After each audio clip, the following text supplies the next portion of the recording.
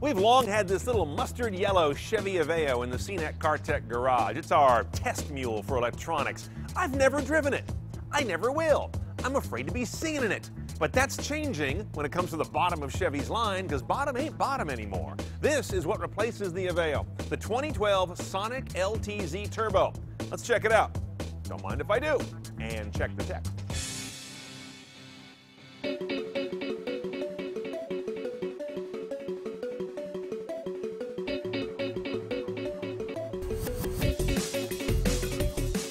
Now, in a car in this price point, you're never going to get super luxo materials, but they're definitely a step up from the Aveo.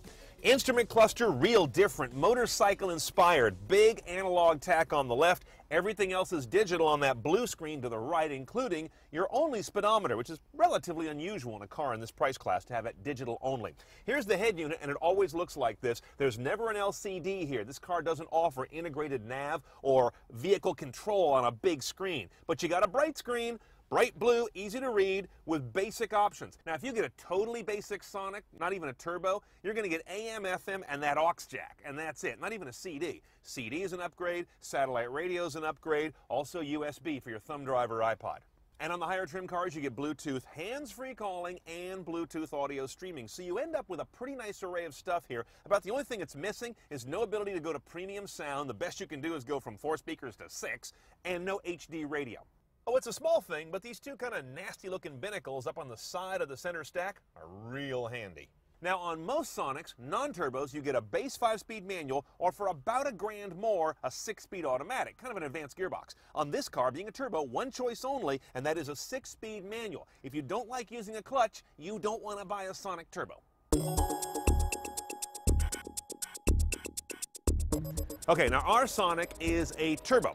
The base Sonic would not be this. It would be a naturally aspirated, fuel-injected 1.8-liter 4, kind of garden variety stuff, giving you 138 horsepower. Same horsepower on the turbo.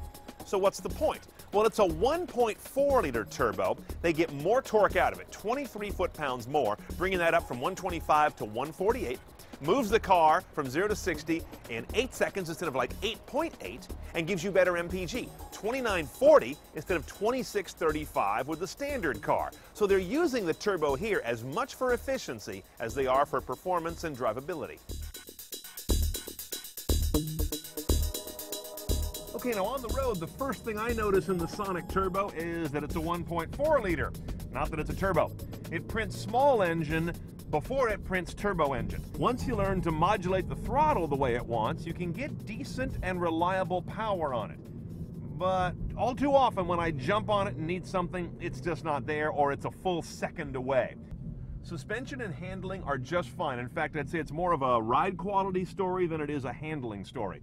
It doesn't have the sharpness that I remember from the Honda Fit Sport, for example, nor the power availability from the Ford Fiesta, but it doesn't do a bad job middling either. And the overall quality of the cabin's quite good. Nothing rattles or feels cheap. I'm not getting any bad road noise or vibration. That's a key win in a car in this class, is for it to feel inside more like it's a cruise than a Sonic, and I think they've largely nailed that.